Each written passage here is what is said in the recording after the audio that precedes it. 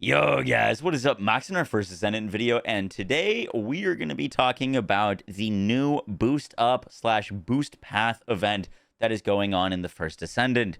Now, this is a limited time event that basically functions to get new players caught up to current content, as well as if you're a returning player, give you a path and give you some materials and stuff so that you can kind of fast track your progression into season 3.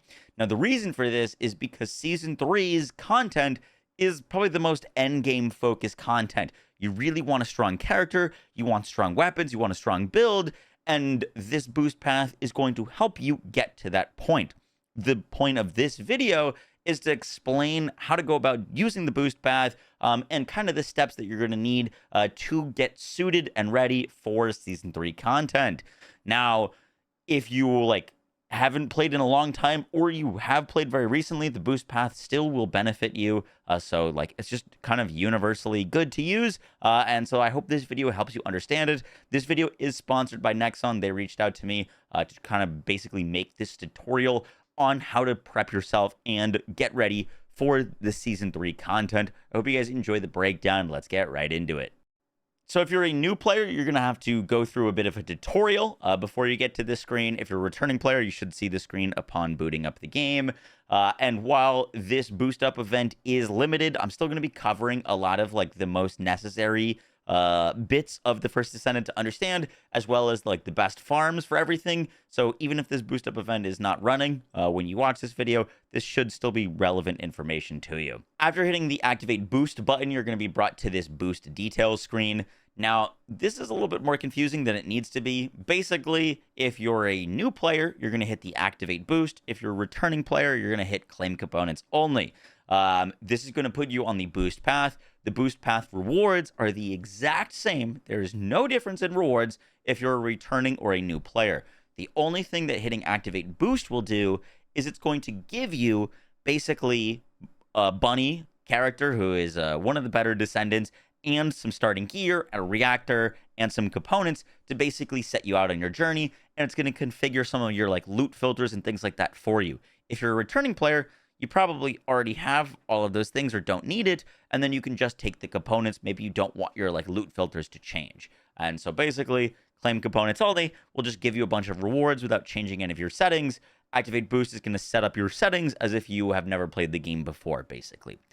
So you could do either. I'd recommend claim components only for returning players and activate boost for brand new players. So activating the boost up event and boost path, if you're a new or returning player, one of the coolest things it'll do for you is it'll just skip all of the story and unlock hard mode for you, which is really nice because hard mode is where the game really opens up. And honestly, the campaign is a lot of busy work and grind before you get to really do any of the cool things. So it skips a lot of the fluff, which is really nice. Now, when you activate your boost path, you'll be put into Albion, which is kind of the hub of the first Descendant. This is where you're going to manage your descendants, do your crafting, enhance modules and such.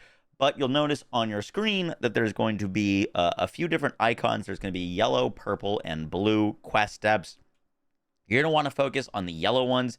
The yellow ones are going to give you kind of your quest, and the purple ones will sometimes be the more specific aspect of completing the yellow quest. So those are the two to really pay attention to. I wouldn't worry about the blue quest when you're starting out on this. And in order to see your boost path, you're going to hit F1 on mouse and keyboard or computer, and LB plus up or L1 plus up on your D-pad on controller to see this boost up event. Now, this boost up event has multiple pages. It does look a little bit complex, but it's pretty easy to navigate. I do recommend doing this in order. The order that it has you do things is a very good flow where it's going to have you rank things up, but it's going to reward you twofold for doing those things. So any resources that you spend on leveling up your descendants or investing into them, it's just going to give you that rewards back. So you never have to worry that you're wasting resources. And there's some really awesome rewards in this. But before we talk about the rewards, real quick, anytime that you want to have a quest, you can hit X on mouse and keyboard to track it. And they've added some navigation. So a lot of the times This particular quest doesn't have it, but a lot of times you can hit like tab. Oh, there it is. And it'll actually give you like a floor path to exactly the quest that you need to go to. So it'll help you navigate the area. And also in this, there's going to be the option. This quest isn't a great example, but of hitting the F key. Well, actually, it does work. I'm surprised by that.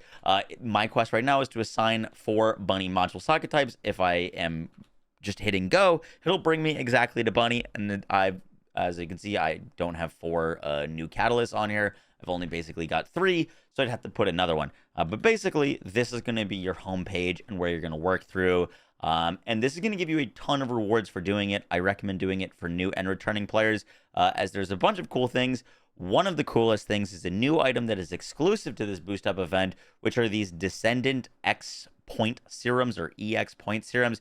These will instantly level your character from level 1 to 40 if you use them on your character, which is incredible. It's a huge time save, and this event gives you multiple of them, which is really, really convenient. Some of the other great rewards from doing this event are a bunch of like crafting materials, catalysts, and mods, Kuiper and gold. And some of the like bigger, more notable ones is it's going to give you the Hagios sheepdog. These were something that were added in season 2. They are a puppy or a companion that will auto loot and auto dismantle for you. They're a massive quality of life. And these things, if your inventory ever gets full, they will delete things based off your junk filters. If you pick the like activate boost path, the like returning player, or sorry, the new player experience, these will set these like filters for you. I've got a whole filters video if you're confused on like which filters you should be using. But it's going to give you that sheepdog, which is normally a huge grind and something that's really nice to have, basically just by doing this path. And it'll give you the food to level up the dog so that it dismantles more often. This will also give you new descendants, such as like Freyna, Haley, and Sharon, and give you a guide on to level them up and to power them up. So yeah, that is the boost up event. I'd go page by page. You can hit X to track, you can hit F to go, and it'll highlight anywhere you need to go. It is pretty self-explanatory, but now we're going to talk about once you beat the boost path, which is going to set you up for success, what to do next. So by doing the boost up path, you're pretty easily going to hit mastery rank 15 just by like ranking up your weapons and stuff like that. However, in order to do the new Season 3 content, Axion Plains, you need to be MR 18, but you also need to have a strong character with like fully built weapons and arcade tuning to be able to use trigger modules. You're also going to want to have a fair bit of catalyst invested in your character. And so that's kind of what I want to mention here in this part of the video is where should you be grinding, what should you be farming, and what should you be using. So we're going to break this down real quick. If you need to level a weapon or a descendant quickly, your fastest leveling experience that you can get is going to be when you enter Albion. You're going to want to come over to the Special Operations Terminal and go to Special Operations Hard. You will have this unlocked as a new player if you do your boost up path. So this is for everyone. There's always going to be 2 events here. They rotate sometimes. The way to tell which one is which is just hover over the like 2 icon where the like rewards are for each thing. If you see an XP with a number, this is going to be your best descendant experience that you can get. If you hover over the rewards and you see a gun icon, these are going to be the best gun experience rewards. And so if you want to rank up very quickly, this is the way to do it. Ranking up gives you mastery rank for characters and weapons that you have not used before. So for example, if you get a new weapon or a new character and rank it up to 40, it's going to give you a ton of mastery rank experience.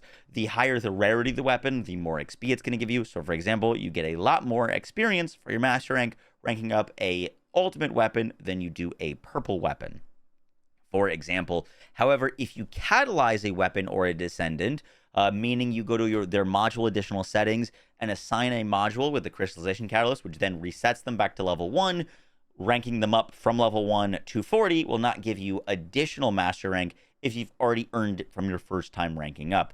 So basically, if you're trying to rank up your master rank quickly, you want to always be using new weapons and new descendants. Once something hits 40, unless you plan on really investing into it and using it in long term, put on something else, use something else. It'll help you rank up quickly. In terms of actually acquiring new weapons and descendants, the best place to go is going to be the library tab. This tab is super valuable to everyone if you're looking to find where you get a specific mod or a specific resource or a different weapon or a new descendant. For example, if we open up the Descendants tab, we can see all of the Descendants here. You could pick one that you think looks cool. You could look at all their abilities. But let's say we want to go get Ultimate Viesa. Now, Ultimate Viesa and other weapons and things are always going to have multiple parts. Once you build all of the parts and you have the blueprint, you can build that character or weapon. So for Ultimate Viesa here, for example, in order to build her Spiral Catalyst, I need Superfluid, Organic Biogel, Shape Memory Alloy, and a Spiral Catalyst Blueprint. If I wanted to find the Spiral Catalyst Blueprint, I can see that I can get this by opening up Amorphous Material Pattern 70, 108, or 118. And I can open these at different locations, and then I might be like, how do I get an Amorphous Material 070? If I click on this, it'll say Amorphous Material 070, and the detailed list will tell me where to find it. So, for example, we can go click on Vesper's Hard Lumber Yard, Volga Strategic Outpost, click on that, and it'll highlight that I just travel here, and this is the mission I want to do. The 070 is going to be dropping at a 25% chance from this outpost, for example. So I can go get this outpost, and then I can open it at the Abyssal Void Fusion Reactor in Vesper's Ruin, which is right here. It's telling me to travel here, and then go over to this Void Fusion Reactor. Basically, anything in the game you can find just by going to this library. If, let's say, I'm out of Shape Memory Alloy, I can click Acquisition Info, and I can see that I can get it from Hagios resource boxes, which are just going to be scattered throughout, just something that you find on the ground and can shoot. So basically, everything that you need to find can be found here, even more specific descendants from new content. If I look at Nell, I can see just the new thing that they're from spoils boxes, from blueprint loot, and then I can see where all of these are. They're in Axion planes, such as this mission. So descendants, weapons, everything, modules, you can see exactly where they come from. A lot of the times they'll have a massive list like this. If I'm looking for this specific mod, I usually recommend doing the thing that is at the top of the list. Not always, but most of the time they're sorted by drop chance. So doing the drop that is at the top will most likely have the highest drop chance and give you the best chance of getting the thing that you need. Now, a great place to get a lot of these amorphous materials are from infiltration operations. These are dungeons, and they rotate these kind of invaded dungeons that are going to be called 400% dungeons. Normal dungeons are having a 100% score multiplier and a 200% multiplier. But if we click this invasion node, which by the way, you do need to do a quest to unlock this. Hopefully that quest will be showing on screen now, and the name of it so that you can find it in your quest tab. But these invasions, if you do the infiltration operation hards, you can actually boot up your score multiplier to 400%, which will give you a guaranteed amorphous material, and these amorphous materials can have a lot of different parts for a lot of different descendants. They're a great experience, and they'll give you lots of these amorphous materials to open up basically all over. A lot of the loot in the game can be found from them, and if you're ever low on gold, you can do 2 daily invasion missions that will give you Haley pieces, which you don't need to worry too much about because you're going to be getting Haley from the boost path. But by doing these, you're also going to get a ton of gold. If we scroll down into the main rewards, you can see that you get 1,000, or if we scroll down the main rewards, you can see that you get 1.25 million gold at 100% chance by doing this, and you can do 2 of them a day or 4 of them a day, 2 of the same mission twice. So you can get out almost about 5 million gold a day just logging in here. If you're doing this every day, these disrupt invasions, you will have more than enough gold to sustain all of the crafting that you need to do in the game. Another new piece of content in the game that you're going to want to understand is Void Vessels. If we come to kind of the center of Albion and go left, you'll see the Void Vessels operation terminal. Void Vessel missions hard can give you these crates. The faster you do this mission, the better. But you can get the new Golden Retriever dog from this, as well as resource boxes, and Inez, who is one of the strongest descendants in the game right now. Very much recommend farming for her. But the main reason to do Void Vessels, at least in my opinion, and the point of the game that I'm at, is because it gives you murky energies, macromolecules, mixed energy residues, and advanced neural circuits. You can also get these from the crates that you loot in Void Vessel, as well as the resource box, which you can also get, which gives you all of these resources. Now, these resources, while they might look very random and confusing if you're a new player, the main thing to understand about them is they are used to fuel crafting for crystallization catalysts. All of those things that I just mentioned, if you have them and a blueprint, you can make catalysts. Catalysts, as we mentioned before, allow you to put more mods on your character. You can see that all of these things are green because they are matching the catalyst slot, which cuts out half of the cost. If all of your costs of all your mods are halved, you can put on way more. For example, if I tried to put on a mod here, let's say toxic amplification, before I had 2 mods there, because I'm no longer matching, now I've hit my module capacity, I can only have 1 mod. And so having them catalyzed to the correct slot will allow you to equip like basically double the amount of mods that you normally could, which is basically doubling your damage. So those mods, or those resources from Void Vessel, super powerful, super helpful in leveling up your character. The next piece of content to understand is Sigma Sector. Now, doing the boost path as a new player, one of the first missions it's going to put you in is to Sigma Sector. Sigma Sector is great for a lot of things. It gives you Serena, who is like hands down the most powerful character in the game right now, as well as the Ancient Knight, which is like one of Serena's best weapons. It'll also give you cores for your weapons and your components, which we'll talk about in a second. And it will give you mutant cell boxes, which you can use on your arcade tuning, which we'll talk about in a second. But basically, Sigma Sectors you're going to want to be running at least twice a day, because every time that you do them, for the first time in the day, you'll get a high-value relic, which you can use to buy boosters to give yourself even faster XP gains in Sigma Sector. Now, Sigma Sector, one of the primary uses for it, it is the fastest leveling for something called your arcade tuning board. Now, this arcade tuning board acts as a secondary progression tree for your character besides their mods that allows you to invest into their build and specialize them to become even more powerful. So if you're playing a skill Descendant, you're really going to want to focus on this upper right quadrant that's going to give you things like more range or more cooldown or skill critical hit damage or reduced skill cost. If you are a gun Descendant, a lot of times you'll want to go to the left to get more weak point damage, multi-hit damage, advantage affinity damage modifier, firearm attack, all of these things. In the bottom right is going to be all of your survivability for more HP and things like that. And in the bottom is going to be some like quality of life, such as extra resistances, movement speed and sprint speed, and so on. But basically, doing Sigma Sector will allow you to level this up faster and also get mutant cells, which are another thing that drop in Sigma Sector that allow you to put on basically these kind of mods into your skill tree to further enhance them. So if I put this on my character, now I get an additional buff whenever I'm defeating enemies. With my Nell character, I'm going to get additional damage. They're just very nice to have. But the main thing is you're going to really need this stuff in order to successfully do Season 3.